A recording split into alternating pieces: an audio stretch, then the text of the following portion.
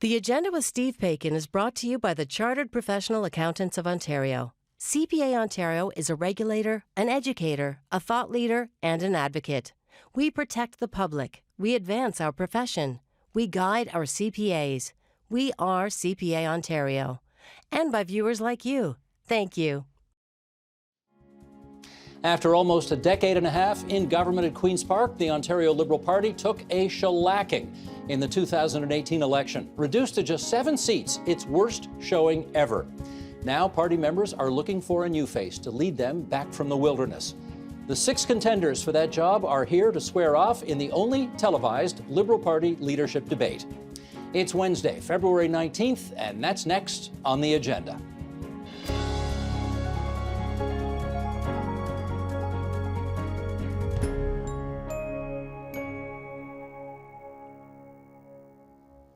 In the last Ontario election in June of 2018, Liberal candidates fell in riding after riding after riding. By the end of the night, Premier Kathleen Wynne had barely held her own seat, but the rout was on. Just 7 Liberal MPPs returned to Queen's Park. However, the latest polls show the Liberals are back in the game, coming first in surveys even without a permanent leader in place. Let's now meet the 6 candidates who want to lead the party into the next election, and here they are in alphabetical order. Michael Coteau, former cabinet minister, now the MPP for Don Valley East. Stephen Del Duca, former cabinet minister and former MPP for the riding of Vaughan. Kate Graham, the 2018 candidate in London North Centre, who teaches politics at Western University. Brenda Hollingsworth, an Ottawa-based personal injury lawyer who's never run for elected office. Mitzi Hunter, former cabinet minister, now the MPP for Scarborough-Guildwood. And Alvin Tedjo, 2018 candidate in Oakville, North Burlington. And we welcome all 6 of you here to TVO for this one and only televised debate. We're glad to have you here. Let's just do some housekeeping issues off the top here. We're not doing sort of a formal debate with formal rules and opening speeches and closing speeches and all that. We're just going to have a conversation here.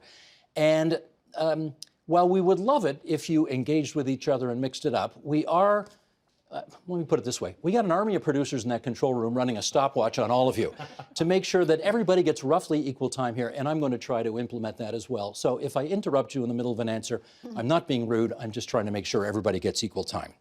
Okay, with that, I think we also have to allow for the possibility that there are many people watching us either this afternoon live or later tonight who have not seen you before and who are brand new to this story and this process.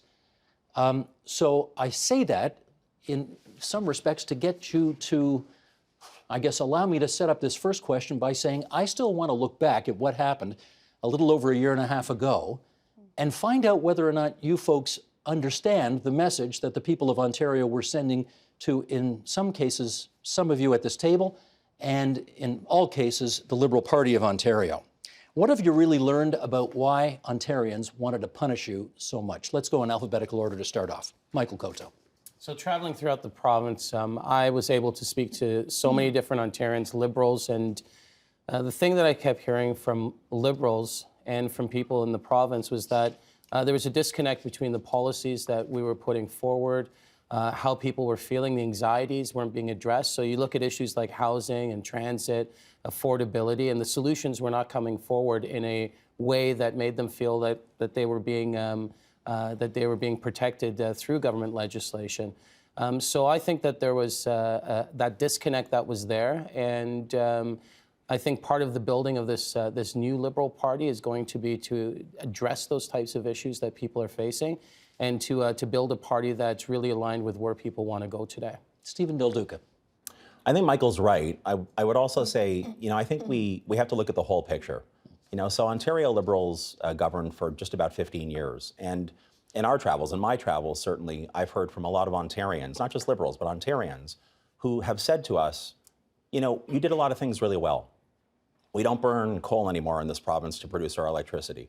We have a green belt. We have full-day kindergarten. We have lots of other things that demonstrate the progress that Ontario Liberals helped deliver. We were not a perfect government. Obviously, the decision that was rendered on June the 7th of 2018 was a really tough one. I lost my own seat in the legislature. I think, to Michael's point, people did feel that we were increasingly out of touch, particularly with their cost of living pressures. And I think also there was a sense that we were very much focused on Queen's Park and on governing and on the precinct around Queen's Park. We all know Ontario is a massive province, and there are regions across the province that want to see leadership that's based on listening to them and their concerns and not simply kind of lecturing at them. And I think that's something that we have to rediscover as we once again regain the trust of the people of Ontario. Kate Graham. So I think people are kind of sick and tired of politics. You know, the last election was a message that we want change. For a lot of people, I don't think they're happy with the change they got.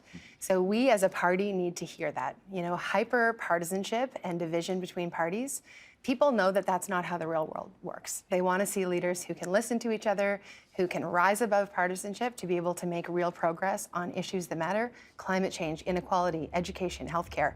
They are too important for partisan bickering.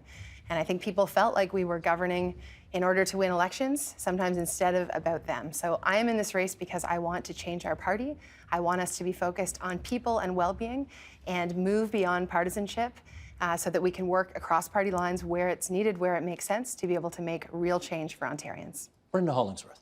A lot of times I think people are a little bit more blunt with me because I am an outsider, so I hear things maybe that some of the other people at this table don't hear. And what I heard was really, at the end, a lack of trust.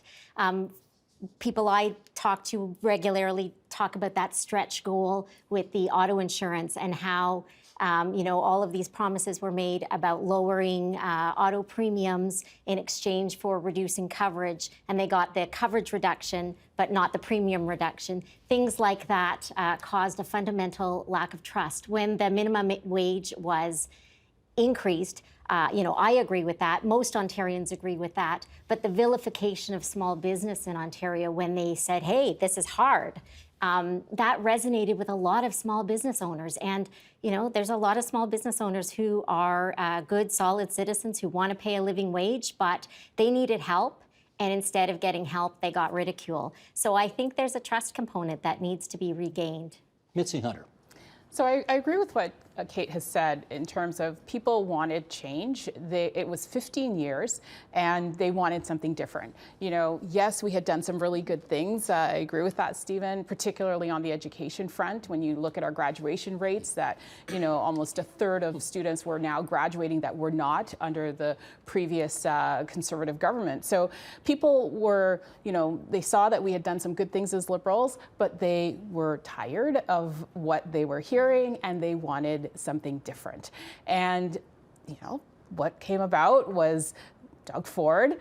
And I think that people are looking at this saying, wow, the things that I valued, I talked to a lot of students whose OSAP programs are now cut because this government has taken away those financial aids from students.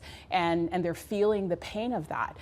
They're concerned about access to health care. They're also concerned about a divide in this province, that, northern and rural communities are being left behind in terms of the economic growth that we're seeing amongst cities and our urban centers. And there's a real question mark about who is leading this province and where that is all going. But in terms of 2018, I think that's the message that people sent, that they wanted change in this province. Alvin Tejo.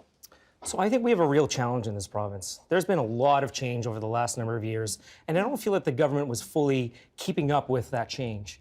I have a young family. My kids are 5, 7, and 9 years old. And there's a lot of people in my generation now who are struggling with the cost of childcare. They're struggling with the cost of rent being higher than mortgages and tuition being out of reach. We need to start giving people a reason to vote for us. And I think people got the sense that we were trying to buy them off in the last election.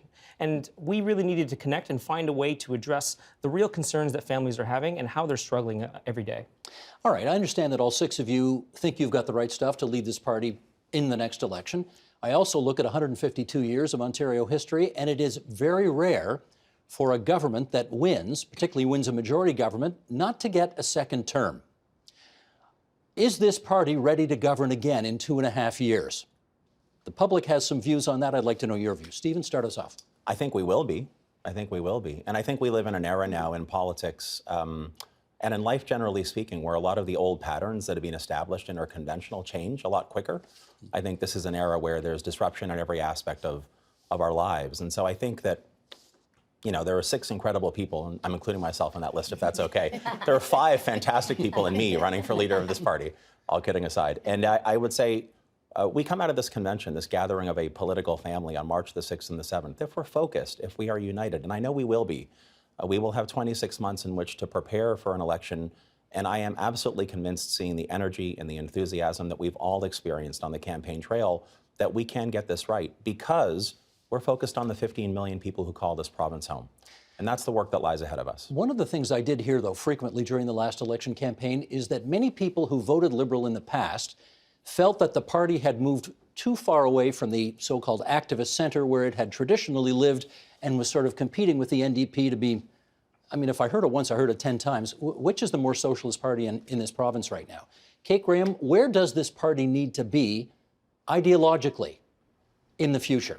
We need to be focused on the issues that matter in people's lives. But the solutions come from where? So in the last election, people would make comments about, was it too far to the left, et cetera.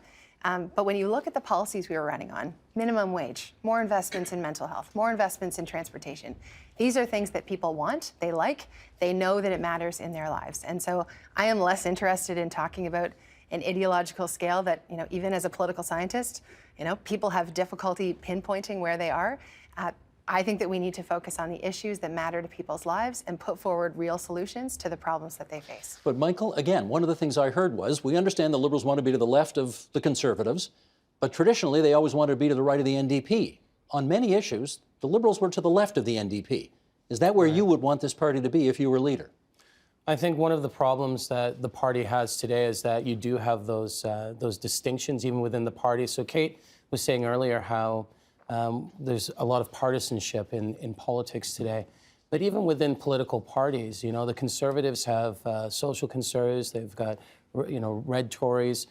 Liberals have divides within the party. And I think that the biggest challenge we have as a party, and actually as Liberals, people who believe in liberalism in general, not only in Ontario, but across this country and North America and around the world, is that we have to stop, as progressives, we have to stop debating each other internally and focus on those big issues that matter the most to people.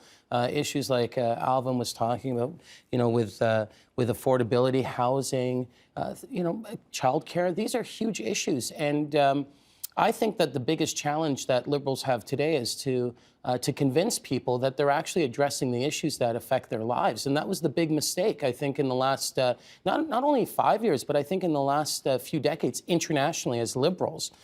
We missed the mark when it comes to the new economy and those, in the age of disruption. So we need to build a party that's prepared to actually address the real issues. And if we can do that in the next 2 years, I believe that there's a pathway to victory to remove Doug Ford from Queen's Park and to bring in a government that actually is aligned with where people want to go. But Mitzi, I guess what I'm really trying to figure out is, who among you believes that government is more often than not the solution to every problem, whereas Conservatives believe the government less often is the solution to every problem? Where does this party need to be on that big question?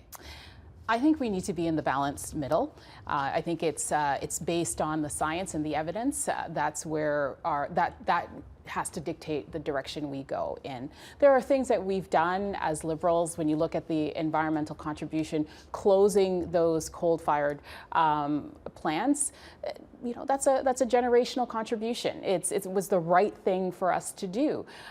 Putting a tax on carbon or a cost to carbon, making polluters pay. That's another generational contribution. The fact is that the Conservatives came in and ripped up that plan, and now the Auditor General says, they have a substandard plan that's not going to meet the targets. I don't think that's what Ontarians want. And Ontarians want a province that is prosperous, where we have good education and health care, and where young people have a chance at a better life. And I think that's where Liberals do best, when we're focused on the balanced center. Alvin, where does this party need to be? We're a progressive party. We get elected on progressive ideas, but we have to have pragmatic solutions and pragmatic ways to implement them. And I think that's what differentiates us between us and the New Democrats, is that they have lofty goals in terms of their ambition and what they want to do, but there's no practical way of implementing that. And take our universal childcare program, for example. They want to only have it be amongst public sector in order to implement it. The amount of spaces that we needed to provide universal childcare is enormous. We need to work with the existing system that we have right now. We need to talk about all our ideas as economic ones, right? All the social programs that we introduced have a huge economic impact, and Ontarians need to understand that impact, and we need to be better at delivering that message. Brenda, your view on this? I consider myself a centrist. I think it's important to communicate to Ontarians that we are mindful of spending their money and that there is no such thing as free childcare, free health care. It's all taxpayer funded. I know a lot of Liberals are concerned when we're not talking about looking at the deficit, especially when we're not in a recession. Liberals care about not running up a deficit. They care about leaving debt to their future, and I think we do have to be mindful of that. Well, can I press you on that? Let's find out how much you all care about the deficit, because, of course, the previous Liberal governments had managed the finances of the province in such a way as to get back into balance, and once they did, they decided, apparently in the last election, that they weren't running on a balanced budget after all. They wanted to go back into significant deficit to pay for programs that were being promised. I hear you saying that you have an eye on the bottom line now, that you care about a lot more. Kate Graham, the deficit, how important is it to you to get that back to balance? I believe I'm the only candidate here who has a plan and a fiscal anchor on my website about the debt and deficit. I think we need to acknowledge that we do have a lot of debt in Ontario. It is not from program spending. We have the lowest program spending per capita of any province in the country. It comes from the two big recessions, one in 1990 and in 2007. We did not decrease our spending on programs as our revenues were going down, and it led to a lot of debt. So we need to set a long-term plan that includes a range of the debt to GDP ratio that we will not go outside. And I'm very committed to establishing that long-term plan and not moving outside it. So if we're at 40% today, and it was 12% in Bill Davis's day, 40 years ago, where do we need to be and by when? I've been asking lots. So my policy team is led by an economist, Mike Moffat, and I've been asking him what is the range that economists generally would advise. I think it's a little lower than where we are today. But for a long time, Ontario has been in the 30% range. And, the financing agencies seem to be very comfortable with that. So we need to set that target. You're a former junior finance minister. How long should this province take to balance the books if you were premier? I'm also the current finance critic for our party in our caucus. And, like Kate, I also have on my website my economic plan. It was posted today. And it does look at the cost of servicing our debt and our debt to GDP ratio. And that's important, as well as what the interest rates are in terms of the amount of revenues that we're taking in to service that debt. Now, the conditions right now are favorable. We have a lot of long-term debt at very favorable rates. It also matters what we're spending that money on. Is it on infrastructure that's going to be here for the next 100 years? That's going to grow and expand our economy. As much as in Bill Davis's era, it was at 12%. Well, we have 14.5 million people now in this province, and we have an economy that has grown under Liberal leadership by over $300 billion. And that's the question that I asked Premier Ford and his Conservatives, because right now they're not investing in those long-term things like education, in fact, that does grow our economy. And that's the focus that we have to have. We have to make sure that in good times that we make the right sets of decisions to not spend more than we take in. And when those economic downturns happen, people are going to turn to governments to do fiscal spending to stimulate the economy. Okay, but Michael, and I don't mean this to sound like a chippy question, but my hunch is that a lot of people in this province thought during the last election there wasn't a spending program that Liberals didn't like, that where you could spend, they would. And it explains one of the reasons why the debt's approaching $350 billion and why the deficit is where it is today. How important would it be for you to balance the books? It would be very important for me to balance the books. And I also think there's a huge misconception out there in regards to our debt. You look at Bill Davis's government, he never balanced the budget once. There were seven times in the last 40 years that budgets were balanced. I believe 5 by Liberals, 2 by Conservatives. And we have to look at the debt in this province and really understand what that means. Half of it's tied to infrastructure and assets, so we don't use the same calculations as other jurisdictions. And to say that Ontario is a a subnational, when you compare the subnational or Ontario to other countries, we are in the top tier of countries when it comes to revenue, expenditure, size of economy. So I think we have to stop comparing Ontario to American states and other jurisdictions, provinces, and start to look at Ontario because of its taxation policy and the law that it, and the responsibility of the legislature, start to compare it against other countries, and you'll find that Ontario is in a very good place. Stephen Del Duca, if you were Premier, how many years would you want before you balance the books? So I think, Brenda made a point a couple of minutes ago. Look, at the end of the day, the people of this province work very, very hard for the money that they earn. And they have an expectation that when government invests the money that they've earned, that we invest things, that government invests in those things that matter most to them and their families. I think as Liberals, generally speaking, we believe in fiscal responsibility. We perform at our best when we are pursuing fiscal responsibility. But I also consider that if an individual Ontarian or a loved one of that Ontarian happens to fall sick and their entire life shrinks down to the size of a hospital bed, and they or their loved one is simply looking for an answer from a doctor or a nurse practitioner, in that critically vulnerable and important moment, that Ontarian's not contemplating what the exact size of the deficit is. They want a healthcare system that works for them and is on their side. And the same thing exists in education. The same thing exists in confronting the climate crisis. The same thing exists in places like the GTHA and beyond when it comes to transit investments. So I think it's important for us to be fiscally responsible, to consistently remind ourselves as we regain the trust of the people of this province that we do know how hard they work for their money, but we want to invest it on their behalf in the kind of progress that they need. And if we focus on that, again, I think we'll do well. Okay, but I'm going to follow up here because I said, how many years do you want before you balance the books? How many years? Yeah, so look, we don't know where we're going to be in 2022. I don't think there are many Ontarians left, including in his own caucus, who trust Doug Ford on the numbers. We're going to see in a number of weeks what allegedly the budget deficit is this year. We don't know where we're going to be in 2022. What I do know is that our public health care will be eroded. Our public education will continue to be under assault.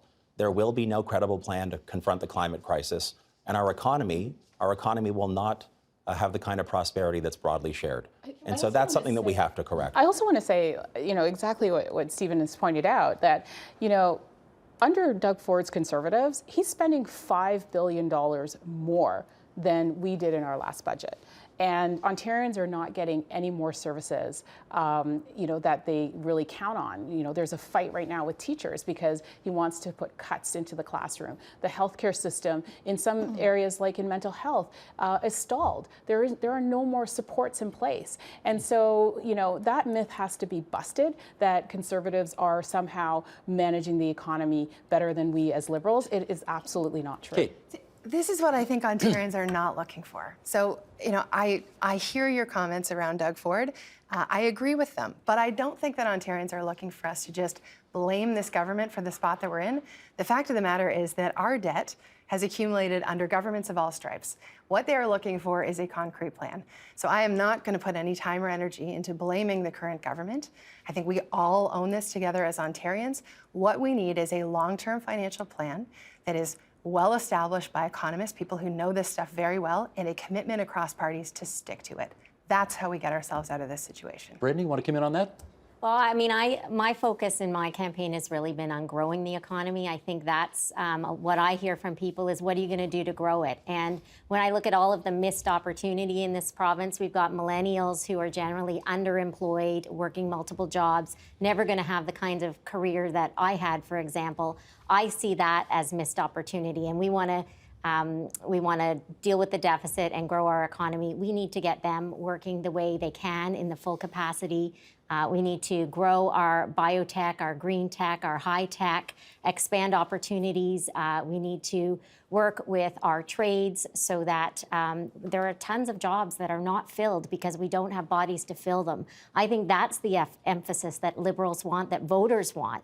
Let's put Ontarians to work so that they can participate in the economy, grow the economy, and then we have money for the programs that Liberals love to make people's lives better. Alvin, last word on the economy here.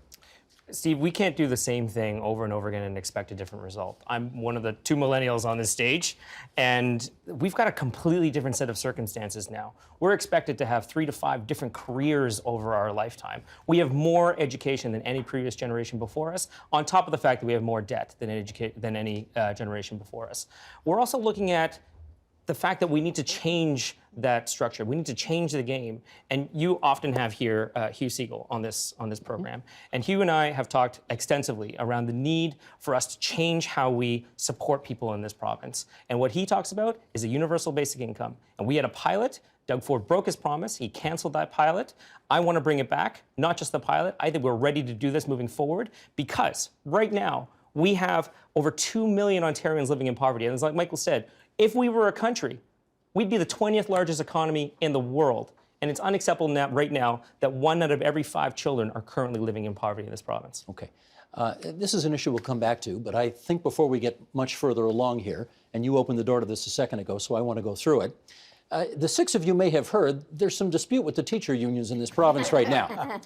And I know none of you is going to say that you think the Ford government is currently handling this in the best way possible, but I do think viewers want to know, and those listening on podcast as well, I think they want to know that if you were in the chair, what would you do to try to resolve this thing? Let's get specific. Stephen Del Duca, you first. So I'd actually be at the table negotiating. And I mean, right from the very beginning. In fact, from before the very beginning, Doug Ford's government decided to introduce and pass preemptive legislation that effectively knocked out the legs from a collective bargaining process that's authentic and in good faith. And so I think it's really important. This is the 1% salary Yeah, this is the increase. 1%, across the board. And I think it's important to be at the table and come to the discussions and the negotiations authentically open-minded to a solution that's going to work.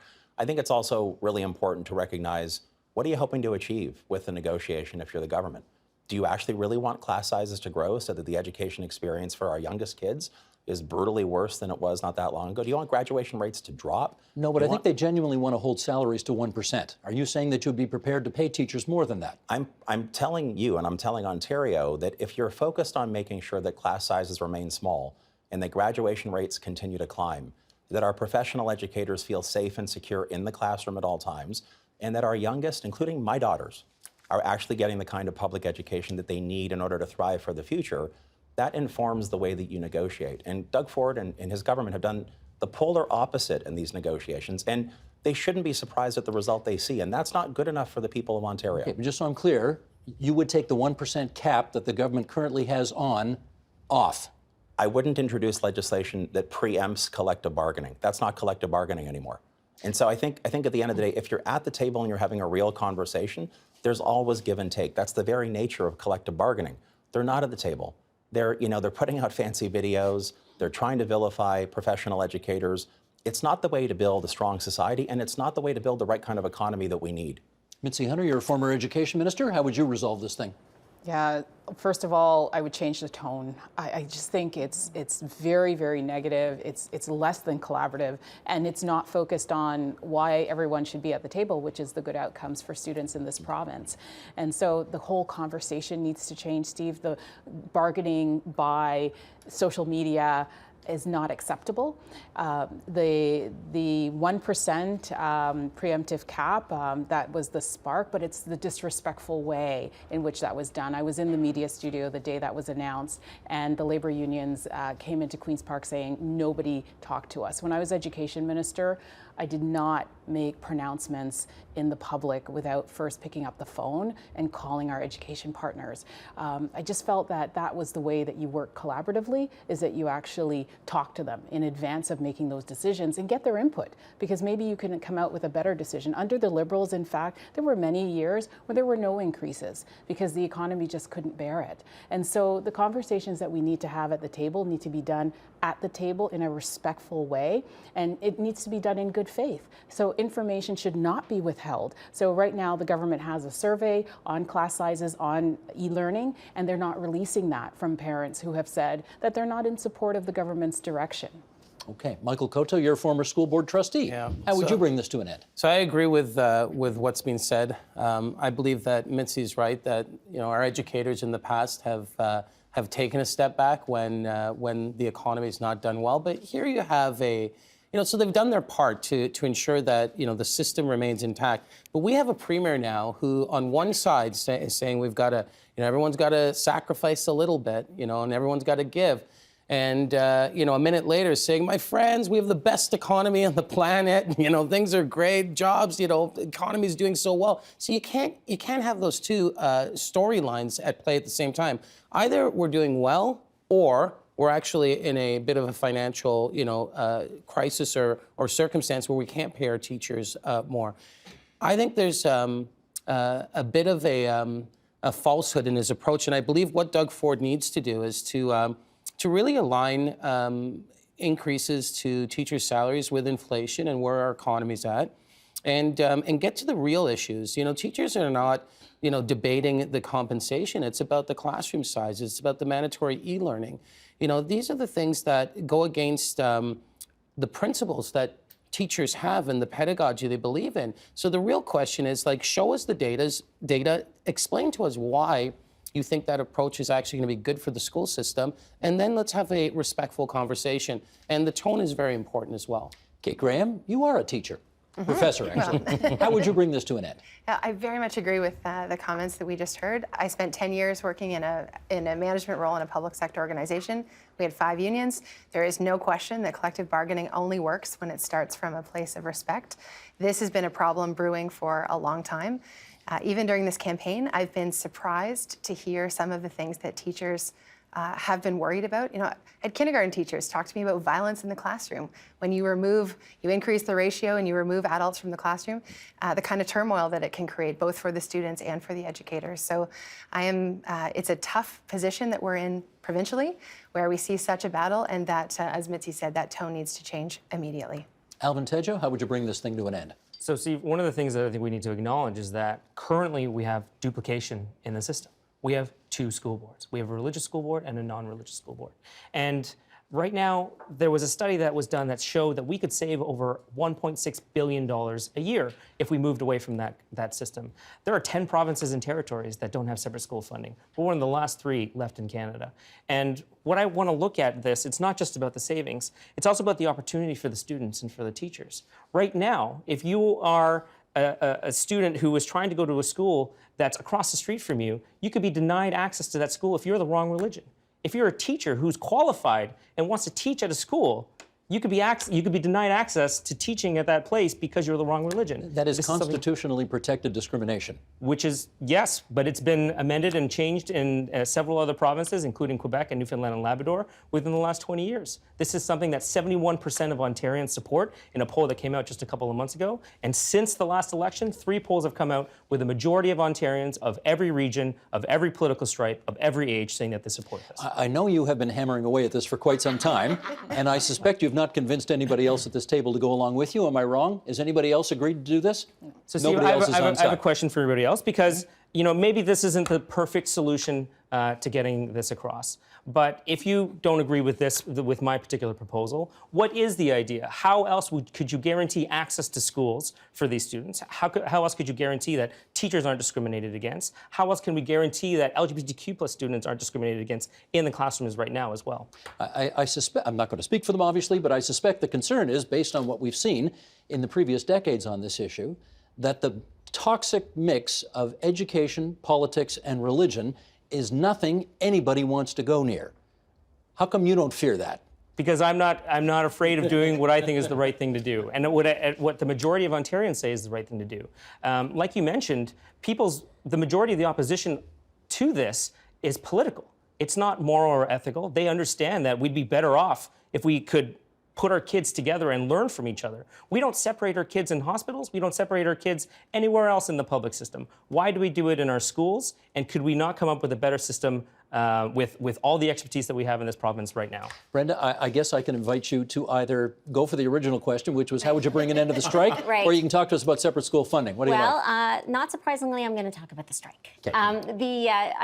I've done thousands of negotiations as a lawyer, and one of the things that strikes me as shocking about this process is how it's all taking place in the public, on Twitter, on Facebook, and how the government is playing an active role in basically trolling the teachers. And that is something that in any other professional negotiation forum would just not be on. When we negotiate, we are in a cone of silence, and nobody is talking about either side's position. We are respectful, and the reason why that's important is because it's very hard to make concessions when someone is trolling you. Sometimes it's the appropriate thing to do in a negotiation, to blink, like maybe you see the other side's point. But when you're made to look weak or ridiculed in the public, if you take a step back, then everybody's log jammed. So the government's basically created a situation where it's very hard for anyone to move. And that just shouldn't be that way. To that? Please. Could you imagine Liz Sandals, Kathleen Wynne, or Mitzi Hunter making a video talking about the teachers during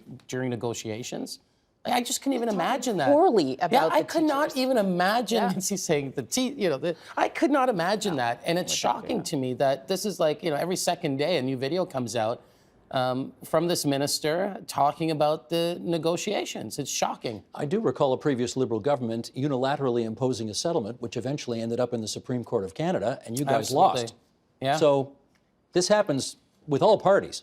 Yeah, you know what? There's going to be there will be times where there's disalignment between political parties and organized labor. But my point is not the court piece. It's more about the tone and how you approach it, and really around the negotiations. Coming from the school board, going back to Brenda's point. The negotiations were always done within closed doors. They negotiated. There was a respectful tone. The parameters were set by boards, or in this case, government. And then you came out with a solution to do that. They've told me in my ear, I gotta tamp you down. You got more time than everybody else right now. Okay, but let's just come full circle here. And Stephen Del Duke, I'll finish off with you on this. Can we get a commitment out of you today that if you become the next Liberal leader, and who knows, maybe Premier somewhere down the road, you will not introduce mandatory e-learning into the classrooms, and you will leave the class sizes where they are right now? Yes. You have that commitment? Yes. Moving on. You know what? Why don't we go to a wide shot here? We're about almost a little more than halfway through all this, and I guess we should just remind anybody who tuned in late, we've got the 6 candidates for the leadership of the Ontario Liberal Party here with us in our studio, actually called the William G. Davis Studio here. Pretty good education minister back in the 1960s. And March the 7th is decision day for Ontario Liberals. They'll gather at a convention, and one of these 6 is going to be the next leader. Now, let's move on and talk about, where do we want to go here? How about the new Ontario subway line? This is nothing anybody here campaigned on. It was nothing anybody here had an idea about. It's an idea that came forward from the current government. It goes from Ontario Place to the Science Centre, which I guess is your riding, I guess. riding, yeah. All right. Well, why don't you start us off? Do you support this? I support any increased transit plans in Ontario. Anything? In Toronto, most, yeah. I would say, Hamilton was something that I supported. The expansion of the Eglinton line, the project in many parts of Ontario. So I'm a big supporter of investments into public transit. Okay. The Ontario line good for you, Alvin? Absolutely. And we need to stop redrawing the map every time we have another election. I used to work for Brad Dogood, and he's been talking about the Scarborough subway, as with Mitzi, for the last decade. So it's going to be another 10 years before we build it, because every single time another provincial or municipal government comes along, they redraw the map. So we need to build it. Maybe we can cut to the chase here then. You want to go to a wide shot, Sheldon, and just see, does everybody here on side for extending the Yonge subway north into Markham, the Scarborough subway, the Ontario line, and Eglinton, Crosstown, and Finch West, everybody on side with all this? Well, there's a missing link to that plan, Go ahead. Steve. And in my community, the Eglinton Crosstown, expanding it from Kennedy Station to the U of T Scarborough campus, my alma mater, and even beyond into Malvern. We have to make sure that all our communities are connected to rapid transit.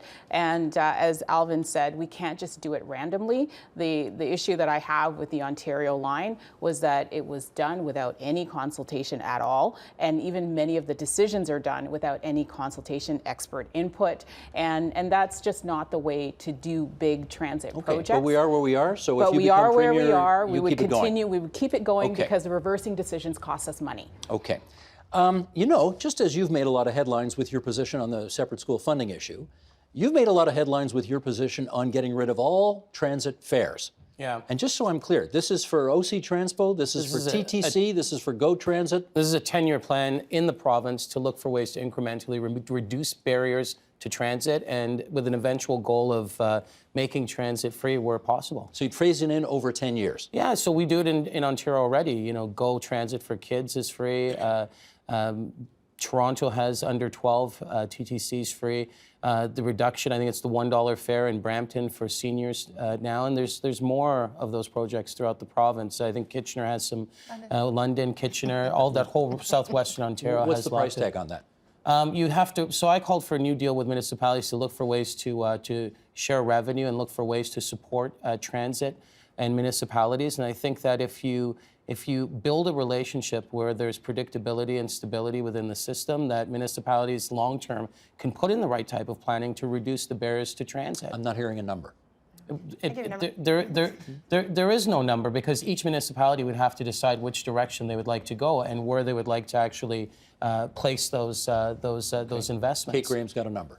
Yeah, at the fare box revenue right now for transit systems would be about $3 billion a year, depending on what you're including. So while I absolutely agree with Michael that we need to be making transit more affordable, in a time of climate change, in a time where many parts of Ontario, people are in single occupant vehicles because they have no other choice, to me, if we are going to make that kind of investment, it wouldn't be in making existing transit free. That's a great goal for us to move towards. Instead, I would like to see that money invested into building more transit. Stephen Del Duca, can you sign on to the COTO plan? So, you know, one of the things, I get exactly where Michael is coming from. And look, the really good news is that there are 6 candidates here today running for the leadership of our party. And I'm pretty sure, based on past experience from all the discussions, everyone here supports transit, generally speaking. And the really good news from my perspective is that we're up against a premier who believes in killing transit. I mean, Michael mentioned... Whoa, how can you say that? Hamilton LRT. Well, okay, Hamilton that's LRT is being one killed. project he's canceled, and he's spending $28.5 billion on other stuff. So high-speed rail in the 40% Southwest, decline in infrastructure in Hamilton rural LRT, Ontario. Operational funding.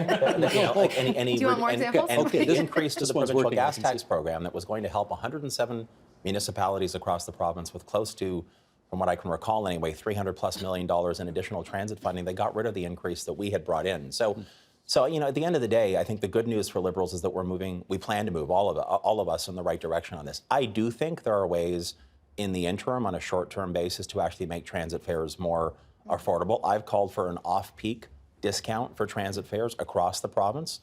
So what I've called for specifically is a 50% discount for off-peak transit fares, which would have a couple of side benefits. Number one, it would make transit more affordable and more accessible. Secondly, I think for overburdened transit systems like we have in places like the TTC, the GTA, I think it would actually shave down some of the really tough peaks that we have in commuter patterns on platforms like at Yonge and Bloor, for example. We'd do the same thing in other municipalities as well. And lastly, the buses, the streetcars, the subways, the GO trains that we have, they're already running during peak and off-peak periods for the most part. By encouraging more off-peak net new users to the system, we'd actually see, I believe, an increase in some of the revenue for the system. So as an incremental step, we should look at something like that. The long-term goal of making transit more affordable, I think, is something that I definitely would sign on for. And you have to remember, my plan was specifically around the environment, and it's getting people out of their cars onto public transit to fight climate change. Brenda, can you sign on to that? I'm sort of more in Stephen's camp here. People aren't asking for free transit. And like I said before, there is no such thing as free. It's taxpayer funded. We need transit to be more affordable than a single occupant car. We need to make it attractive that way. But, you know, given the $3 billion Kate's talking about of revenue, I agree that's better invested in more transit, and you just make sure it's affordable. Alvin? I mean, I think you can do both, right? I mean, we have a carbon tax right now that I don't think is as effective as it could be. We eliminated $3.5 billion from provincial revenue because of canceling cap and trade that this government didn't see a use for. We can repatriate that carbon tax and have those revenues come to the Ontario government, spend $6.5 billion on fighting climate change, of which we can use it to make transit more affordable and to expand transit across the province. Okay. Next subject here. As it happens, we are, I shouldn't be plugging the competition, but I think actually we're on tonight opposite the Democratic presidential candidates. And one of the criticisms that we've heard both of the Democratic Party in the United States and of the Labour Party in Great Britain is that it is, in the view of some, too obsessed with so-called identity politics, right? A little boutique something in each policy platform for for this group, for that group, as opposed to, and forgive me for simplifying it this way, as opposed to Make America Great Again, which was one slogan which anybody could read anything into, and as we know, that one worked. I want to know whether or not you think your party is too obsessed with identity politics right now at the expense of the current party in power, which seems to have taken a broader swath to this issue, and they won. Alvin, start us off. I mean, you have an incredible field. This is the most diverse field in Canadian history, right? I learned the other day I'm the first Chinese Canadian ever to run for leadership of any political party here in Ontario. Michael and Mitzi are the first Black Canadians ever to run for leadership of any political party here in Ontario. We have 3 women, right? We need to be talking about our stories and why we're getting involved in politics. I don't think that's a bad thing. I think what we need to do is make sure that we're listening and we're connecting to these communities, because in the last election, leading up to 2018, I can tell you, in the Chinese community here in Canada, in Ontario, we were not engaging with them. We were not engaging with them, and the other party was. The Progressive Conservatives had all sorts of misinformation in a number of ethnic communities, and we didn't feel that we needed to engage in that, and I feel like that was a mistake. Mitzi Hunter, you want to come in on that? I don't think that serves Ontarians very well. In fact, I actually think that Doug Ford engaged in that in the last election, and he had to go back on those types of commitments very fast.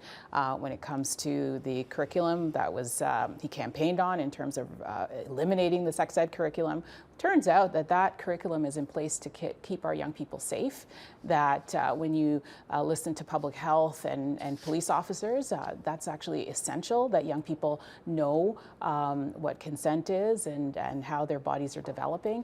My awareness has really expanded during this campaign, campaigning in the north, in rural Ontario, and our values as Liberals, healthcare, education, really align with the values of Ontarians. And the policies that I've put forward have really spoken to that: affordable housing, school nutrition programs, and making sure that we invest in education so we build skills and talents for future. But Kate, is there too much identity politics at Queen's Park these days? So I'm going to answer it in a bit of a different way than this discussion. So in the last election, I actually do think we were out-communicated by the Conservatives. So the message of "for the people," there is a reason that worked, right? In a democracy, that is literally how our government is supposed to work. People want to know that they have power, that when there's something that they want to see changed, that their government is listening to them. Now, I'm not sure that this government's lived up to that promise, but that basic message of a government that listens to people, that is there to serve people, that is the kind of basic foundation that we need to return to. I think that was very much a comment on how people are feeling about politics in general, and there's some wisdom there that we need to use to guide the way going forward. Stephen Del Duca. I think there's no doubt that there are different segments within Ontario that need the protection of government. They are vulnerable for a whole wide variety of reasons, and they have an expectation, and rightly so, that their premier, their government, that Queen's Park, generally speaking, will be there to have their back and be on their side. But I think on balance, what motivates most Ontarians is wanting to see a public education system that's properly funded. They want to see a public healthcare system where they as patients or their families are at the center of the decision-making process. They know climate change is a scientific fact, not a partisan issue. They want a real plan to confront it. They want an economy that's prosperous, where the prosperity is broadly shared. And I think in the main, that's what Ontarians expect of their premier and their government to deliver for them. But as Liberals, we are socially liberal, we are socially progressive. We know there are segments of society, for whatever reason, are vulnerable and need our support and need our help, because we can only go as far as we all go together. Brenda, what if you champion those communities to such an extent that Mr. and Mrs. Everyday Ontario think you've taken your eye off them? Well, that's a communication problem, like what Kate said. I mean, we Liberals don't do that. Liberals are traditionally a centrist party, and we look after where the people are, which is in the middle. But sometimes when we talk about other groups, I forget what you called them, but Mr. and Mrs. Ontario may feel like they're not being served when all the services are still there. So it's really a question of reminding of Ontarians, and I think maybe the last government didn't do that as well as they could have. Let's remind Ontario of everything that we've done for them. Last quick word to Michael Coteau on this. Yeah, I get people coming into my office, constituents complaining about, for example, refugees and the fact that they're getting too much money from the government and I'm not getting enough as a senior. And there's a lot of miscommunication out there. And this, to me, is just it's a result of the erosion of liberalism and the embracing of populism in the world, really. And I think the minute we feel ashamed as liberals to defend those who need our help, then we compromise our very essence of what it means to be a liberal. Okay. Michael, you're absolutely right. And I think the big thing that we need to Thank remind you. people is that Doug Ford was dog whistling to people who had those concerns. He went to Northern Ontario and said, we need to stop these programs, letting in these refugees, these immigrants, and we need to take care of our own. Lisa MacLeod did the same What do thing in you the mean when you legislature. say that, Yeah. right? I mean, he's clearly dog whistling to people who are not thinking of immigrants and refugees as a boon to our economy and what we need to move forward in the future. Okay, less than 10 minutes to go here, and I want to quote the late, I know time flies when you're having a good time. I want to quote the late, great Bobby Kennedy, who used to say, when you got a problem, shine a light on it. Right. And I want to just take a few minutes here and get each of you to respond to, as in my travels around the province and talking to people about all 6 of you, I want to feed back to you some of the criticism I've heard and get you to speak to it. Okay? Here we go. No. About yourselves. So here's what I hear about Alvin Tedjo and Kate Graham. I hear the same stuff that they hear in the States about Pete Buttigieg, that you two have no political experience of significance and that you're in your mid-30s and therefore too young to take on this job. Go. Do you want me to give a Pete Buttigieg answer? So I don't know that if this was the last leadership race that I would be running, truth be told. The person who became the leader became the premier, the next day. This is a very different moment. So this is a party that's had its worst defeat in its history. We are very in debt. We've lost official party status. We need to rise up into something quite different. And so the fact that I am a new face and we can turn a page on the past, the fact that I have experience outside Queen's Park. I know how tough it can be to work with Queen's Park. The fact that I live outside the GTA, there's a real sense that the party had become very GTA focused. Those things qualify me for this job. Those things give me the ability to lead a party at a time when we need a different kind of leader. So I think those things are all real benefits. Alvin. Obviously, I agree with Kate. I mean, I think that we are at a point where we need to give people a reason to vote for us.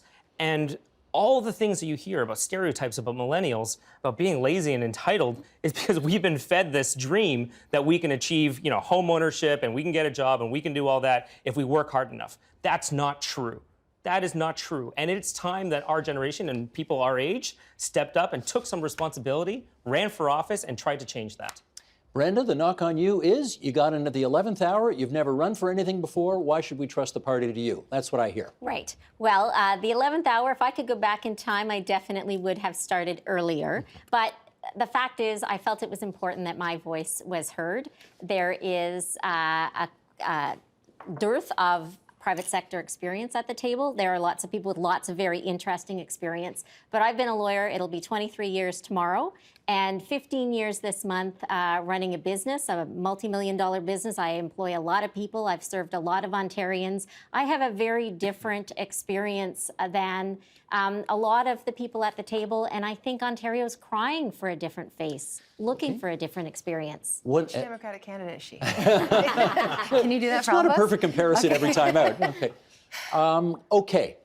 For Stephen Del Duca, for Mitzi Hunter, and for Michael Coteau, I hear, if this party's really trying to turn the page and show how different they are from the Kathleen Wynne and Dalton McGuinty years, why would we pick 3 people who were all representatives of those governments and had senior roles in their cabinets? Okay, Mitzi Hunter, go. So I'm running on a change platform. I believe that Ontarians and our party need change, and that when Ontarians really look at the Liberals again, they're going to want to see a new face, a new voice, new ideas for the future of this province.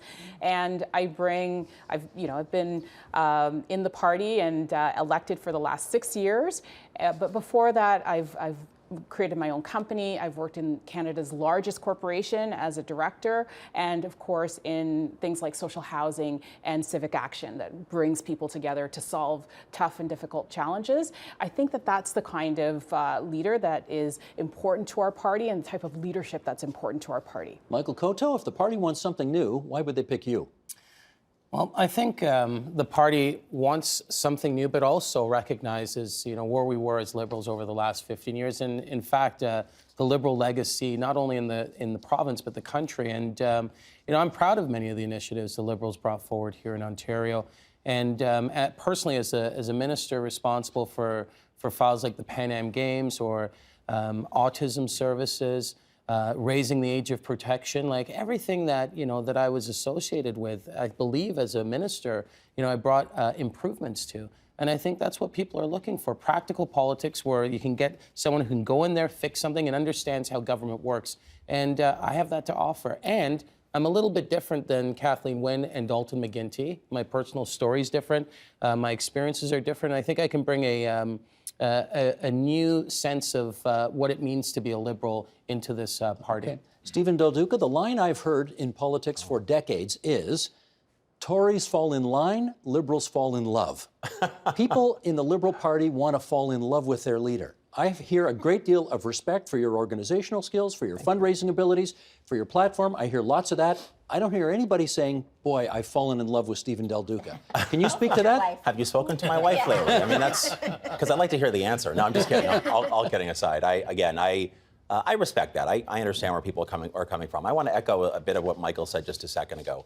We as Liberals should be enormously proud. I certainly am, because for 15 years, while we weren't a perfect government, we delivered really incredible progress that will stand the test of time. Earlier, I talked about the Green Belt, full-day kindergarten, no longer burning coal to produce our electricity. Okay, but if and there's more of that. So how are you going to inspire people if they're not in love with you in the way they were with Justin Trudeau 5 years ago? With the ideas that we put forward. And it's not about one individual or one personality. It's about the team. And it's about the ideas that captivate the people in this province on a whole host of issues that are going to matter for them when it comes to the progress that they're looking for from Queen's Park. And they know that progress isn't going to happen under Doug Ford. So it's about the team, it's about the ideas, and I'll work extra hard if I'm successful in March to make sure some people fall in love with me. Well, if you thought that question was a bit chippy, I think you'll like this next graphic. Can we bring this up, please, control room? Heading into the convention, there have been delegate selection meetings, and this is what, roughly, the first ballot is going to look like. Of course, there's, I think, 600 plus superdelegates for whom this is not accounted for. But Stephen Del Duca, as that graphic indicates, has an enormous lead right now over Michael Coteau, Kate Graham in third, Mitzi Hunter in fourth, Alvin Tedjo in fifth, Brenda Hollingsworth in sixth. I guess I want to know, is this thing basically over? No. Really? Because those numbers sure indicate that if it's not over, it sure looks over. So I may be the youngest person on the stage, but I've been around politics enough to know it is never over till it's over. The question that this race is about, and that the convention in March is about, is, are we the party of the past or are we the party of the future? That is what will be on people's minds as they head in. Would a Stephen Del Duca-led party be a party of the past? I think we need to show that we have changed in a significant way. Yes, this is bigger than any one person, but the party needs to show that we look very different than we don't want to have the 2018 election again. We need to show that we are a different party with different leadership. That's one of the reasons Very I'm little in this time race. left. Go ahead, Mitzi. Listen, I think that we have to accept the will of the membership of this party. That's what this race is about. I'm certainly in the race until it's finished, but I also see the numbers and see that the majority of the people who have cast a ballot are selecting Stephen as leader. I really liked your response that you just gave, Stephen, that talked about team. Because at the end of the day, that's what Liberals are about. We're about a great big red tent with everybody contributing. 30 seconds left. I actually should let him respond to this. Is this thing over? Have you got it won? In our system, it's not over until delegates show up to the convention, register, and vote. And there's nobody on the stage who's going to be complacent about the work that's ahead of us, including me. I'm going to keep working hard right down to the wire, but it is about team. And regardless of who wins, any one of us on the stage, the party will be united, we will be focused, and we will beat Doug Ford and get Ontario back on track. Are you all guaranteeing that you're going to run again in the next election, regardless of who wins this convention? Yes. I'm so proud of the work of my team. Yes. Yes. I can't answer that question. 2 years is a long time for now. My intention would be to run again. I love serving my community, but that's 2 years from now. Brenda, you going to run? I'll run a nomination. Run a nomination. Alvin, you're running again? Sure, yes. You're running again? You're running again, Yes. regardless of whether you win or Yes. don't? You are. Okay, that's our time. Thanks, everybody. Really glad you could spare some time on the hustings to come into TVO and answer our questions. And the finish line is in sight, right? Yeah. In it for us. Those are the 6 candidates for the Ontario Liberal leadership. A reminder, we'll have gavel-to-gavel coverage on Saturday, March 7th. Of the leadership convention, you can dial us up at tvo.org/theagenda and follow the fun online with the rest of us. That is the agenda for Wednesday, February 19th, 2020. Tomorrow, as the dispute over the Coastal GasLink pipeline on Wet'suwet'en territory in British Columbia continues, we'll consider the wider implications of that standoff, and we hope you can join us for that program. I'm Steve Paikin. Thanks for watching TVO, for joining us online at tvo.org, and we'll see you again tomorrow.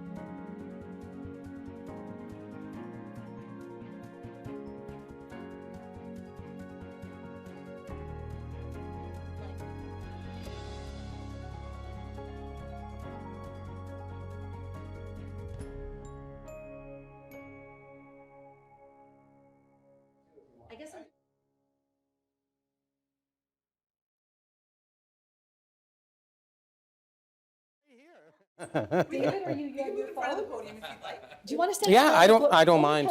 Whatever works. That works. Okay. Oh, sorry. Let me get out of your way. Camera, right? And that way he's going to be okay too. Yeah. And I'm going to do a little bit of a punch here. Is that okay? What's a punch? I don't know. You don't have to worry about it. Okay. You will not be punched. Well, not yet. Not yet. I'm getting scared. And this isn't live, Michael, just so you know. Okay. Just.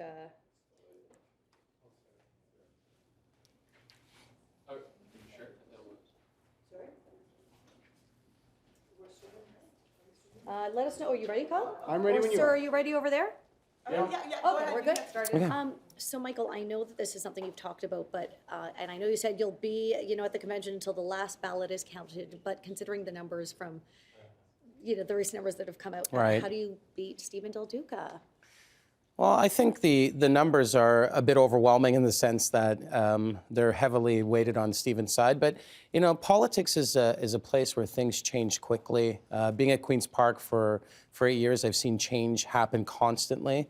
It happens in politics all the time. So, I'm going into that convention with the energy and the support that that I've been able to connect with over the course of the year. And we're going to bring a message into that convention that the Liberal Party needs to look for new opportunities for change. And I'm going to deliver the same type of speech, the same type of approach that I would put in place if the numbers were a bit better. But I'm proud of the almost 400 delegates that we've received. They're comparable to Sandra Pupatello's and Kathleen Wynn's and Dalton McGuinty's people in the past. So I think we've done a good job.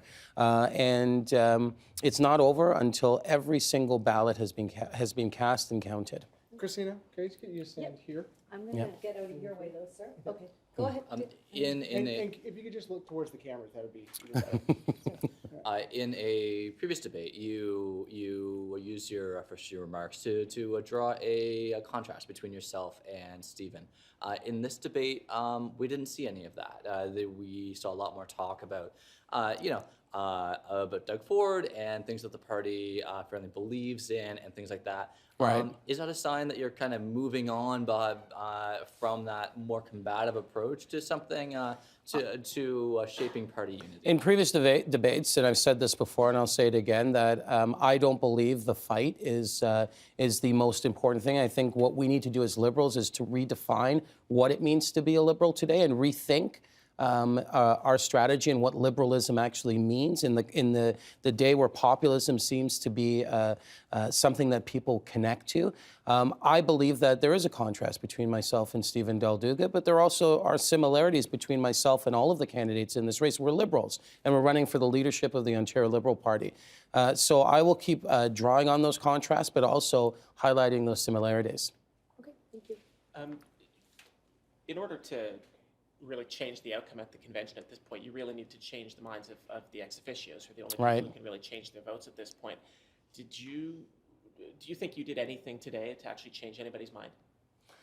Well, I think these debates are, it's not like a debate between the three political or four political parties, what we would have in a general election.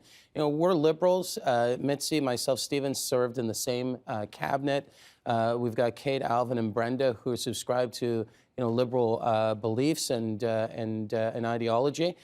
So I think that we're always going to be in a place where you will see that some contrast, but mainly, the values are the same.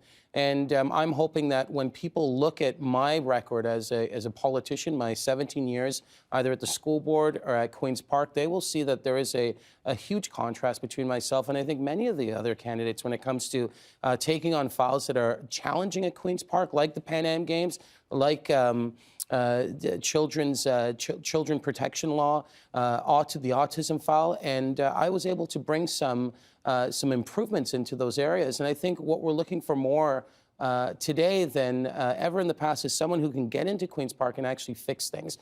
Doug Ford has broken so many things, like these guys can't even get the license plates right. And, we need someone who can go in there, who understand how government works and actually put in place a plan to improve people's lives. Thank you, Michael. Thank you so much. Thank you for your time. Thank you, Michael.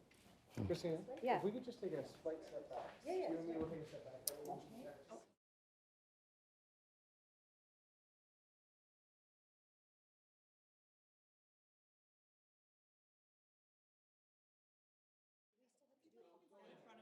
In front? Yeah.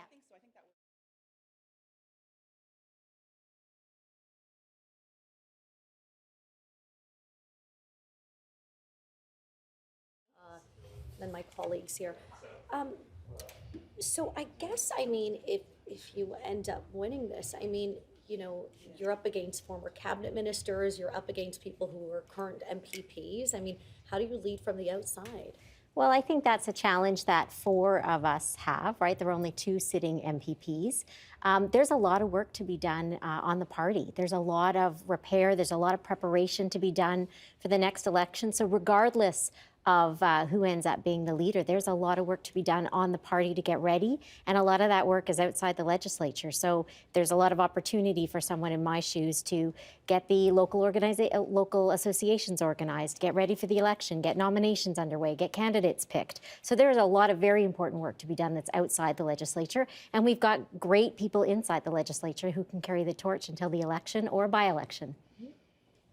And then, do you run in a by-election then? If there were one, whoever would be the leader would probably look for an opportunity if there was a by-election. Oh, there's 2 coming up. Right, but they're underway. Like Oh, right. they've already been Okay, called, right, and right, it's right, February right. 27th. Right, so right. yeah. You can't put yourself in as a No, candidate. no. Did you consider running in either of those by-elections?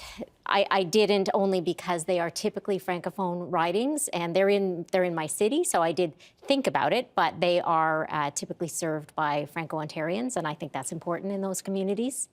Okay, thank you. Thanks. Thanks Thanks. so much. On this side?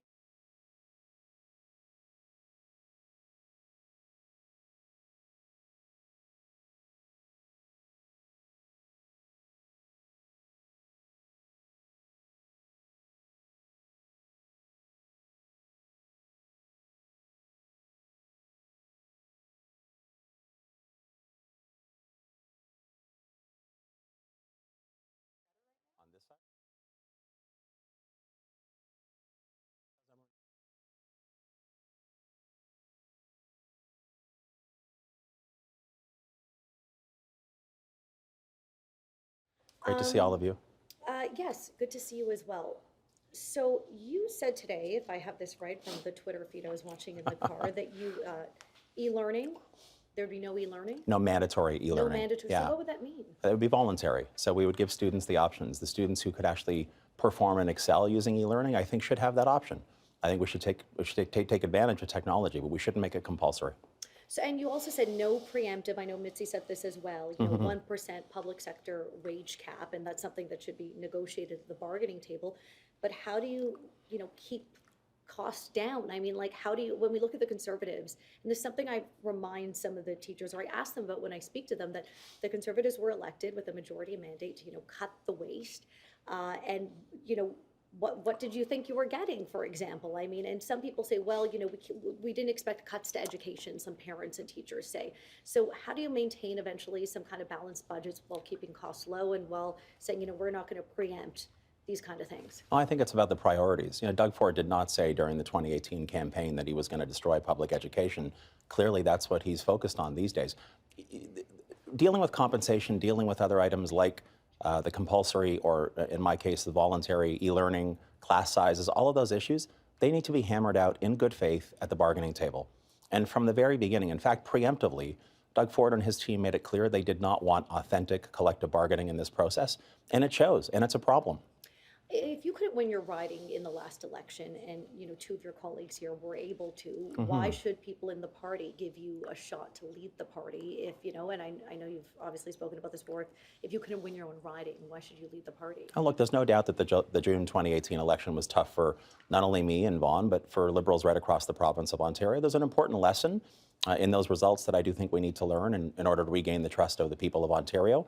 That's the work that all 6 leadership campaigns have been focused on through these last number of months. We're going to be at a convention now in about 17 or so days. I'm looking forward to the outcome of that convention and preparing for the work that lies ahead, regardless of who wins the leadership. That's what I'm focused on.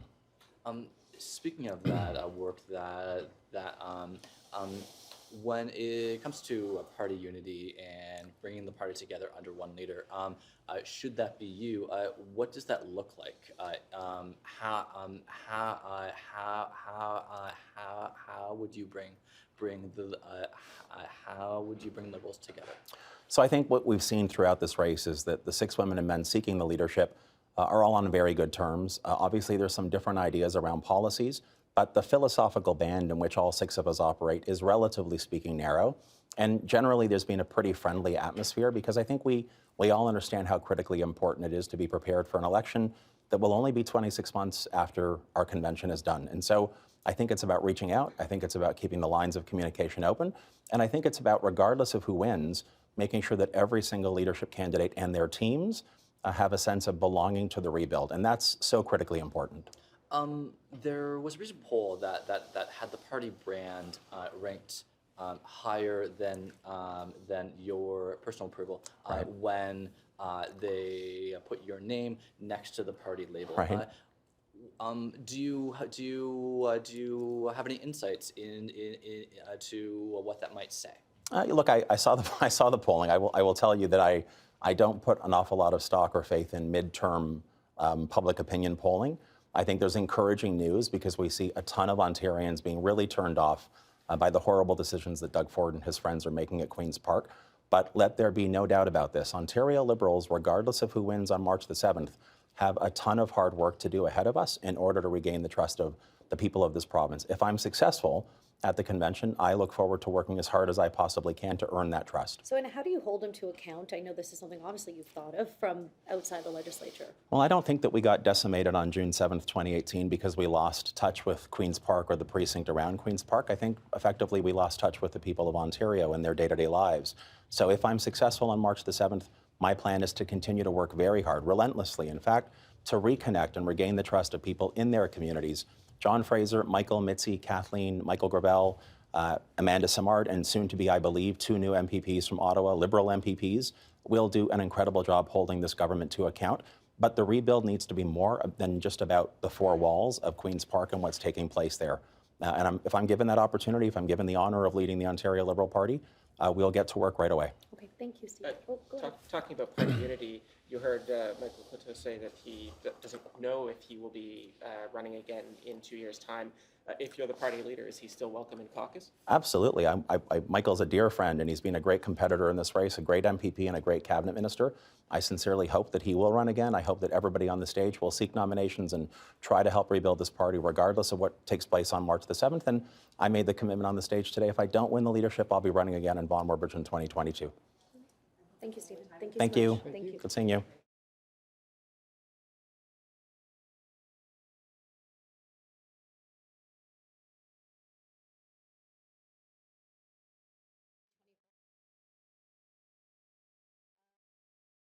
we all ready here?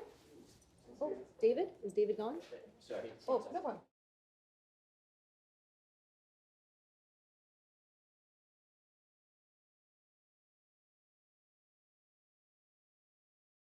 As to why you want this, and I mean, the person who wins this, I mean, Stephen Del Duca, for example, couldn't even win his seat in the last election. Yeah, I ran in the last and election too. So, I mean, why do you want to rebuild this party? It's completely about the future. It's about my 3 kids who are 5, 7, and 9 years old who have been missing school, who this government is not caring a single thing about in terms of their future in the education system, in terms of preparing the economy for the future. That's why I'm running. I'm running to make a better education system, to make sure that we're helping families with universal childcare, that we're making a better education system where we can merge our Catholic and non-Catholic school boards, where we can support students going into post-secondary, because that's where the economy is going. We're the most educated generation ever, and we have the most student debt, and we're expected to have 3 to 5 careers over our lifetime. What are we doing as a province to prepare for that future economy? Do we need something like a basic income? Absolutely, because the economy is changing so fast. The number 1 job in North America for a man is truck driver. The number 1 job for a woman in North America is retail worker. So every time you take an Uber, or every time you buy something off of Amazon, we're getting closer to that eventuality, and we're not prepared for it, which is why I think we need a basic income right now. Okay. In the event that this does, against the current numbers, go to a second ballot, have you given any thought to who you might endorse if it comes to that at the convention? So I've told all the other candidates that what's important to me are the issues.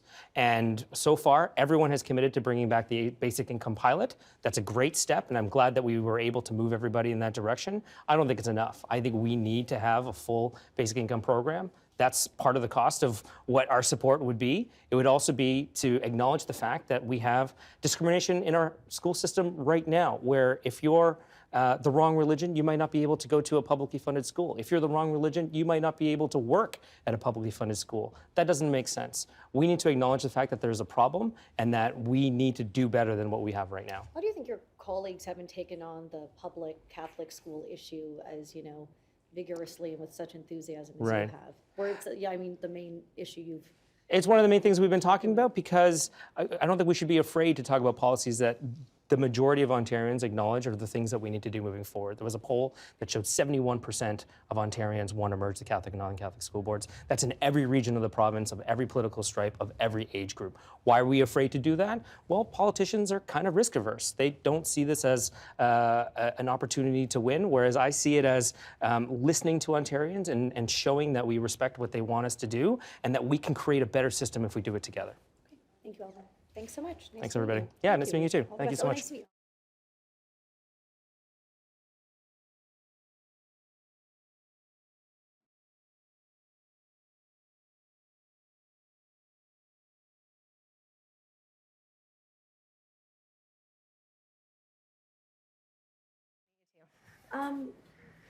So I asked Alvin this. I guess, why is this something you want? Why should the Liberal Party give you a shot? Like, quite frankly, I think it's safe to say they're more familiar with some of the other candidates at the table. This is a moment where both the party and the province badly need change. And so I want to know that I've done everything I possibly can to make the kind of changes I want to see in this province. I think people are pretty fed up with politics generally. There was a poll this week that came out where 86% of people think there's something wrong with political parties. 84% of people think politicians are out of touch.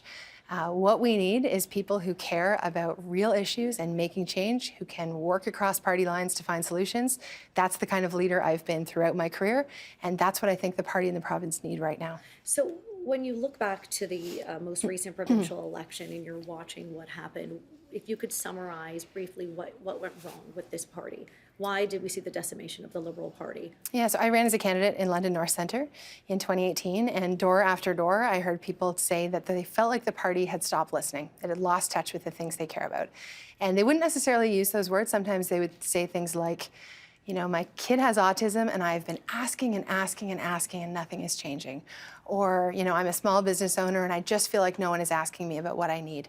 So I think there was a sense that the party went too deep inside the halls of Queen's Park, that power became very concentrated at the center, and we lost touch with what people care about, and they felt like they didn't have the ability to influence their government.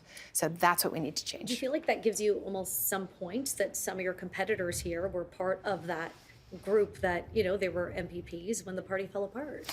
For me, this whole race is about, are we the party of the past or are we the party of the future?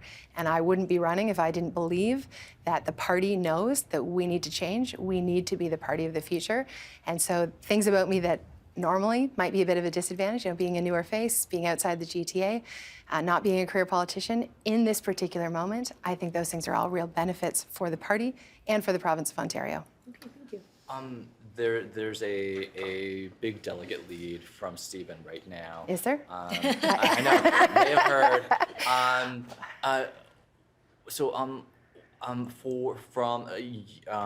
You're in third place right now. What path do you have to win this race? Well, as I said, I think this whole thing is about, are we the party of the past or are we the party of the future? That will be what members of the party are thinking about on March the 7th. That hasn't started yet. And if you've been covering past leadership conventions, as I know you have, nobody projected that Dalton McGuinty was going to win. It's very rare, actually, that the front runner ends up winning. So I think this is still an open question. We still have an opportunity for members to come together and think long and hard about who we are and what we stand for. And that's what we've been campaigning on from the start. One question during the TVO debate was whether you think Stephen Del Duca is a candidate of the past or the future, and you didn't quite answer. So here's another shot. Do you think that he's a candidate of the past or the future? I wouldn't be running if I didn't believe we need a leader who is a new face for the party. So yes, I think that having someone who can help the party turn a page on the past. I don't want to run the 2018 election again. And I think if we want to turn the page on hydro and gas plants, having a leader who was not associated with the previous government to that extent is a strategic benefit for the party. So it's a long way of saying I am running because I believe I'm that right candidate. I wouldn't be running otherwise. Okay, thank you.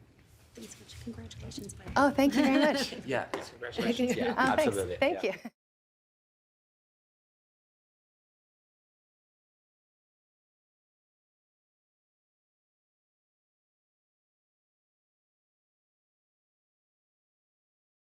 You good, sir? I think Mitzi right in the middle? Yeah, wherever. Okay, so there's the three of us here. Okay. So Mitzi, Kate was just talking about being, is this the party of the past or the party of the future? And you're part of that group that is the party of the past, along with some of your contenders here. So how do you convince your fellow Liberals to give you a shot when you're part of that group that was part of, the decimation of this party?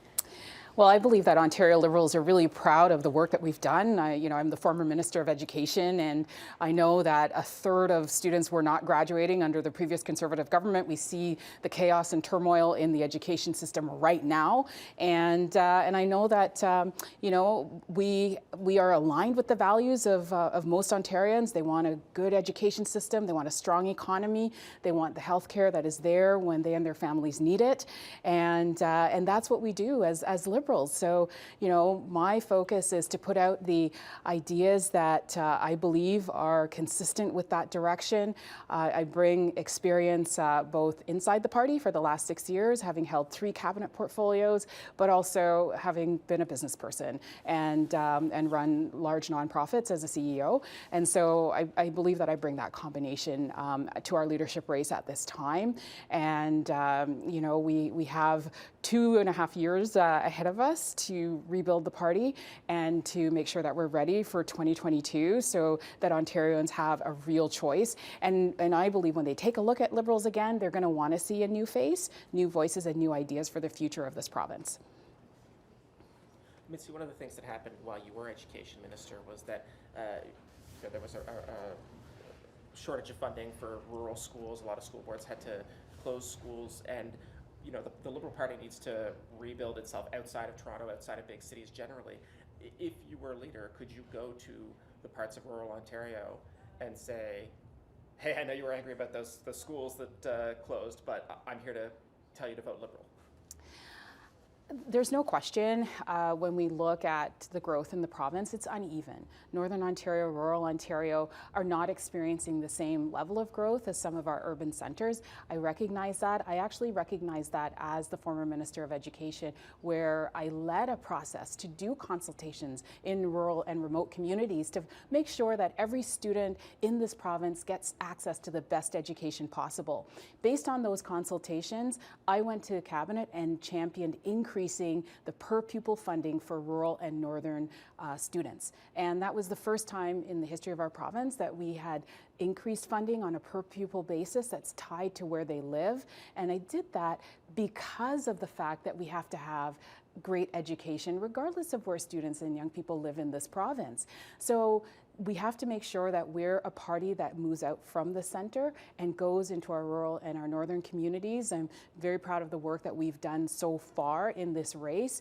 I've put out policies like establishing offices in rural communities that will make sure that the party itself is listening at the grassroots level, but also should we be given the privilege of governing and under my leadership, we would do that as well. Make sure there's a rural lens to ministry decisions that are coming out. I want to establish a part of the Ministry of Health as a northern secretariat because of the significant healthcare issues that I've heard just by consulting with mayors in Northern Ontario, in rural Northern Ontario, in fact, who have told me, the Mayor of Cochrane, that the #1 priority is healthcare. access to specialists, access to primary doctors. And that's something that we have to get right as Liberals, and frankly, any government. I am a sitting MPP right now, and I'm constantly reminding the current Premier that, you know, when you're making decisions, you have to think about the impact and the consequences on our northern communities. Cuts to public health, for instance, disproportionately affects people in northern and rural communities where access to healthcare is much more challenging. You mentioned in the debate about the 1% wage cap legislation that, as Education Minister, you never made those kind of preemptive pronouncements. You said you always chatted with your education partners, but is that really a good idea to say, you know, hey, unions, this is what we're doing, what do you think? Absolutely, and the work speaks for itself. You know, as the former Minister of Education, I settled the extension agreements that are currently being negotiated right now. All of those agreements were settled with very challenging, hard bargaining. You know, you have to sit down, you have to do fair bargaining at the table. And what I meant by picking up the phone, it's just a leadership style. It's about collaboration. You know, at the end of the day, we are partners in education.